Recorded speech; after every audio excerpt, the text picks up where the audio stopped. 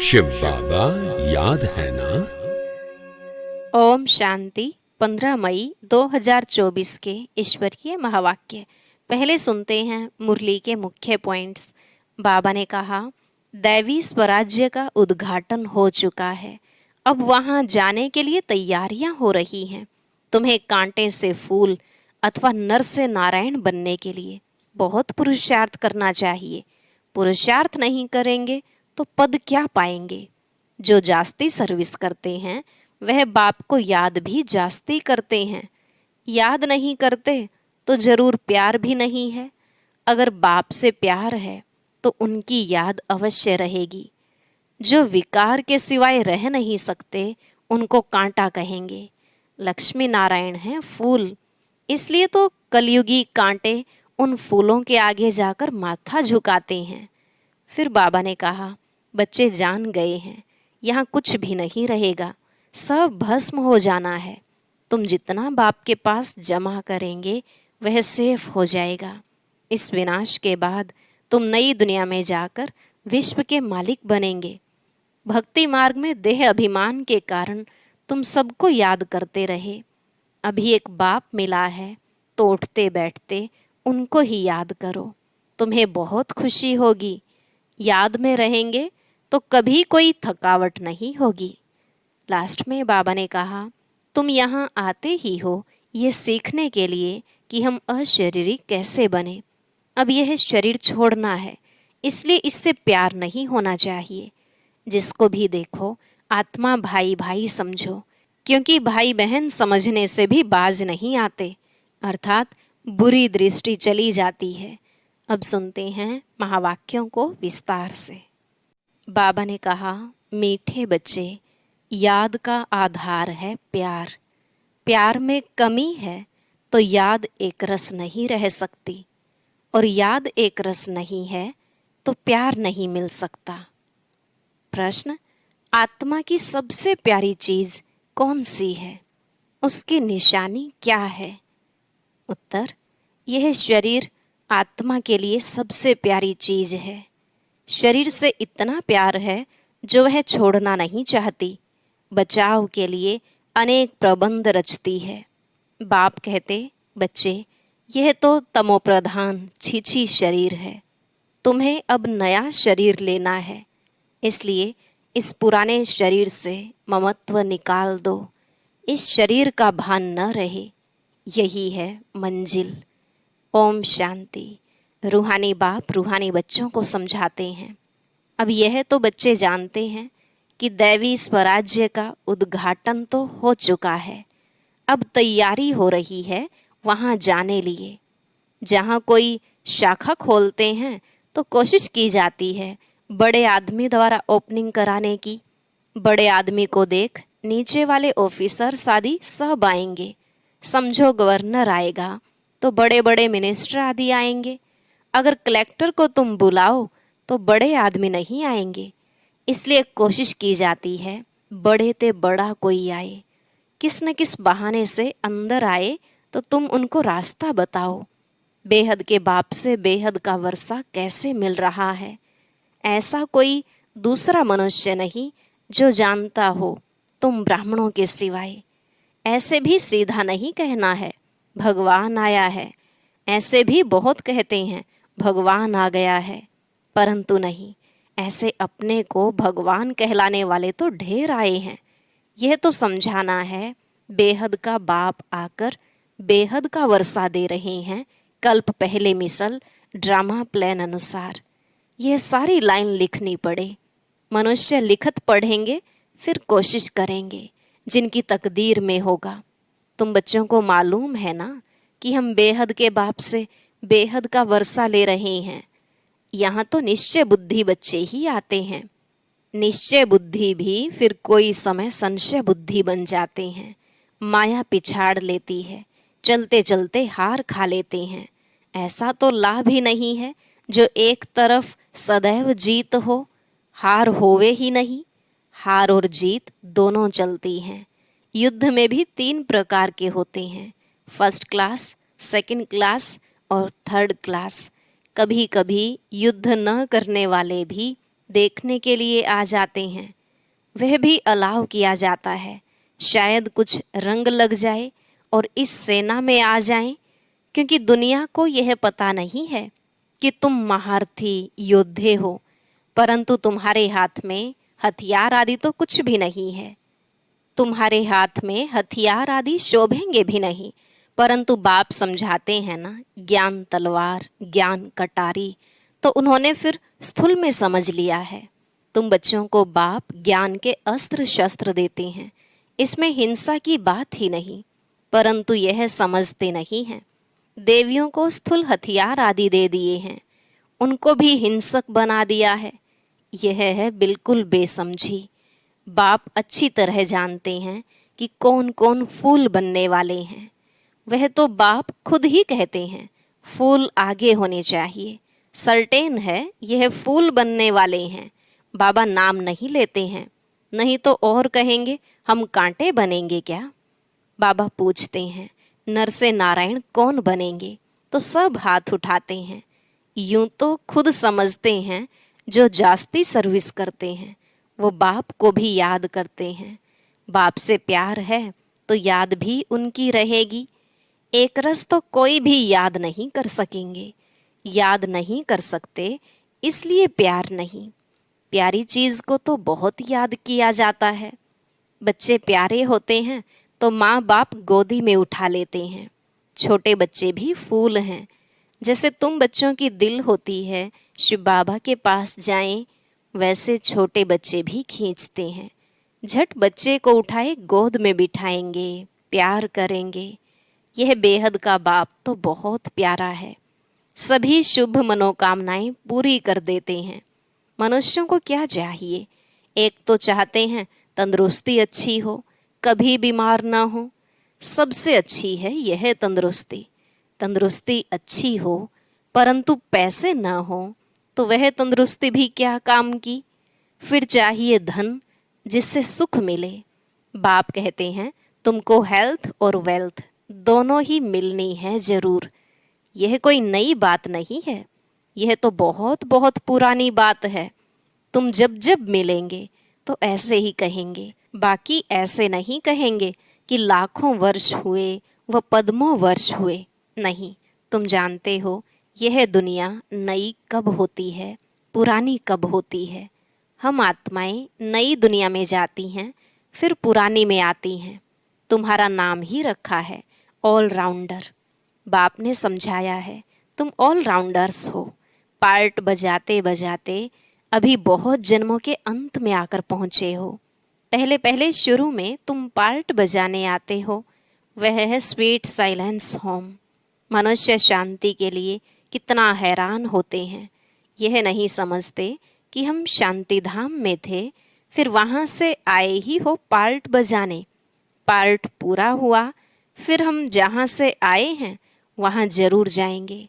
सभी शांति धाम से आते हैं। सभी का घर वह ब्रह्मलोक है, ब्रह्मांड, जहाँ सब आत्माएं रहती हैं। रुद्र को भी इतना बड़ा बनाते हैं अंडे मिसल। उनको यह पता नहीं है कि आत्मा बिल्कुल छोटी है। कहते भी हैं स्टार मिसल है, फिर भी पूजा बड़े की ही होती है। तुम जानते हो इतनी छोटी बिंदी की तो पूजा हो नहीं सकती। फिर पूजा किसकी करें? तो बड़ा बनाते हैं, फिर पूजा करते हैं, दूध चढ़ाते हैं। वास्तव में तो वह शिव है अभोक्ता। फिर उनको दूध क्यों चढ़ाते हैं? दूध पिए तो फिर भोगता हो गया। यह भी एक वंडर है। सब कहते हैं वह हमारा वारिस है। हम उनके वारिस हैं क्योंकि हम उन पर फिदा हुए हैं। जैसे बाप बच्चों पर फिदा हो, सारी प्रॉपर्टी उनको दे, खुद वानप्रस्थ में चले जाते हैं। यहाँ भी तुम समझते हो बाबा के पास हम जितना जमा करेंगे वह सेफ हो जाएगा। गायन भी है, किनकी दबी रहेगी धूल में। तुम बच्चे जानते हो कुछ भी रहता ही नहीं है, सब भस्म हो जाना है। ऐसे भी नहीं है, समझो एरोप्लेन गिरते हैं, विनाश होता है तो चोरों को माल मिलता है, लेकिन चोर आदि खुद भी खत्म हो जाएंगे। उस समय चोरी आदि भी बंद हो जाती है। नहीं तो एरोप्लेन गिरता है तो पहले पहले सब माल चोरों के हाथ में आता है, फिर वहां ही जंगलों में माल छिपा देते हैं, सेकंड में काम कर लेते हैं, अनेक प्रकार की चोरी के काम करते हैं, कोई रॉयल्टी से कोई अनरॉयल्टी से। तुम जानते हो यह सब विनाश हो जाएंगे और तुम सारे विश्व के मालिक बन जाएंगे। तुमको कहाँ कुछ ढूंढना नहीं पड़ेगा। तुम तो बहुत उच्च घर में जन्म लेते हो, पैसे की दरकार ही नहीं। राजाओं को कभी पैसे लेने का ख्याल भी नहीं होगा, देवताओं को तो बिल्कुल नहीं रहता। बाप तुमको इतना सब कुछ दे देते हैं जो कभी चोरी चकारी ईर्ष्या आदि की बात ही नहीं। तुम बिल्कुल फूल बन जाते हो। कांटे और फूल है ना, यहाँ सब कांटे ही कांटे हैं। जो विकार के सिवाय रह नहीं सकते तो उनको जरूर कांटा ही कहना पड़े। राजा से लेकर सब कांटे हैं। तब बाबा कहते हैं, मैं तुमको इन लक्ष्मी नारायण जैसा बनाता हूँ, अर्थात राजाओं का भी राजा बनाता हूँ। यह कांटे फूलों के आगे जाकर माथा झुकाते हैं। यह लक्ष्मी नारायण तो समझदार है ना। यह भी बाप ने समझाया है। सतयुग वालों को महाराजा, त्रेता वालों को राजा कहा जाता है। बड़े आदमी को कहेंगे महाराजा, छोटी आमदनी वाले को राजा कहेंगे। महाराजा की दरबार पहले होगी। मर्तबे तो होते हैं ना, कुर्सियां भी नंबरवार मिलेंगी। समझो न आने वाला कोई आ जाता है तो भी पहले कुर्सी उनको देंगे। इज्जत रखनी होती है। तुम जानते हो हमारी माला बनती है, यह भी तुम बच्चों की ही बुद्धि में है और किसकी बुद्धि में नहीं है। रुद्रमाला उठाकर फेरते रहते हैं। तुम भी फेरते थे ना, अनेक मंत्र जपते थे। बाप कहते हैं यह भी भक्ति है। यहाँ तो एक को ही याद करना है।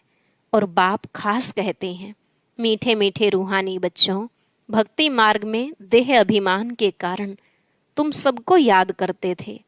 अब मामेकम याद करो। एक बाप मिला है तो उठते बैठते बाप को याद करो तो बहुत खुशी होगी। बाप को याद करने से सारे विश्व की बादशाही मिलती है।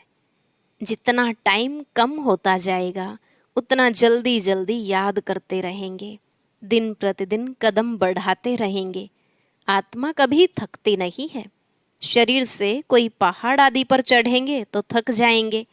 बाप को याद करने में तुमको कोई थकावट नहीं होगी, खुशी में रहेंगे। बाबा को याद कर आगे चलते जाएंगे।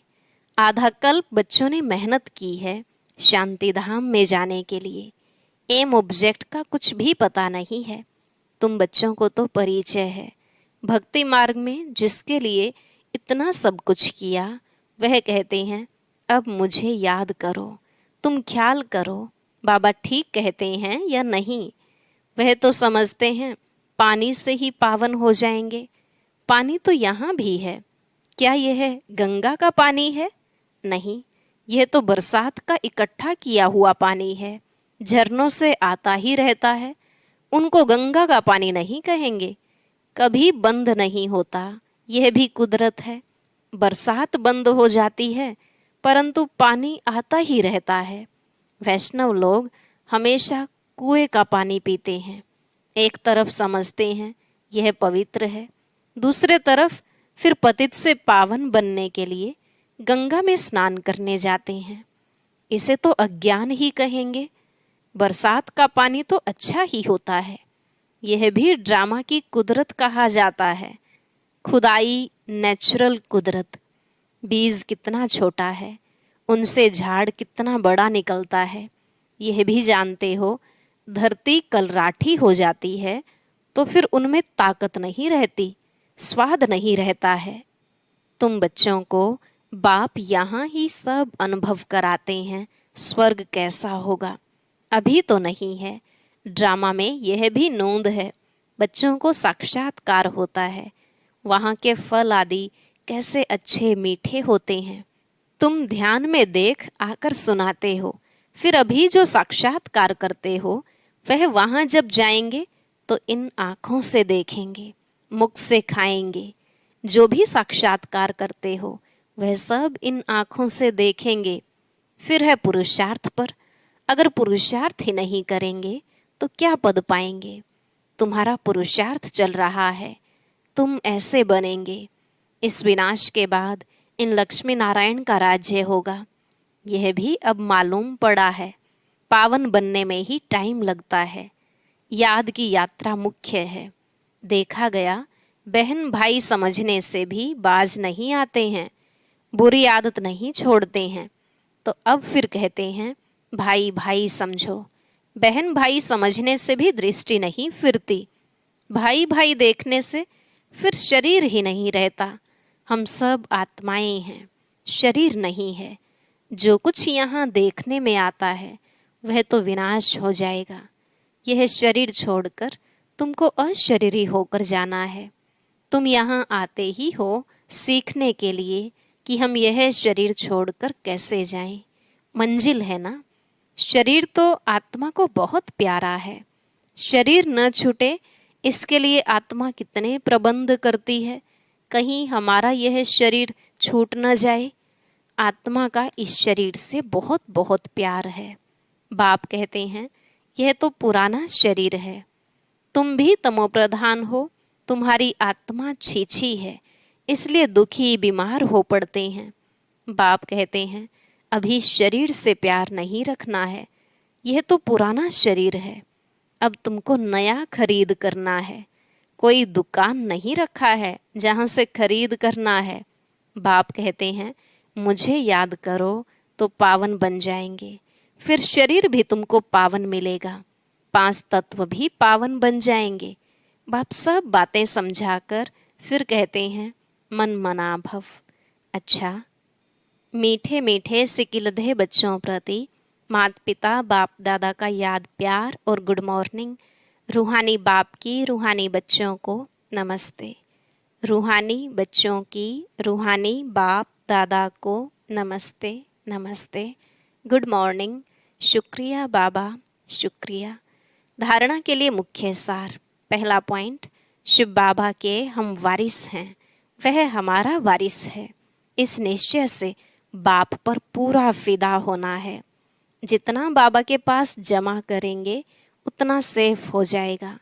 कहा जाता किनकी दबी रहेगी धूल में। दूसरा, कांटे से फूल अभी ही बनना है। एक रस याद और सर्विस से बाप के प्यार का अधिकारी बनना है। दिन प्रतिदिन याद में कदम आगे बढ़ाते रहना है।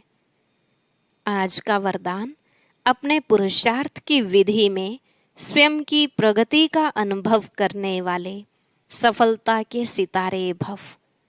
अपने पुरुषार्थ की विधि में स्वयं की प्रगति का अनुभव करने वाले सफलता के सितारे भव। बाबा ने कहा जो अपने पुरुषार्थ की विधि में स्वयं की प्रगति व सफलता का अनुभव करते हैं वही सफलता के सितारे हैं। उनके संकल्प में स्वयं के पुरुषार्थ प्रति भी कभी पता नहीं होगा या नहीं होगा, कर सकेंगे या नहीं कर सकेंगे, यह असफलता का अंश मात्र भी नहीं होगा।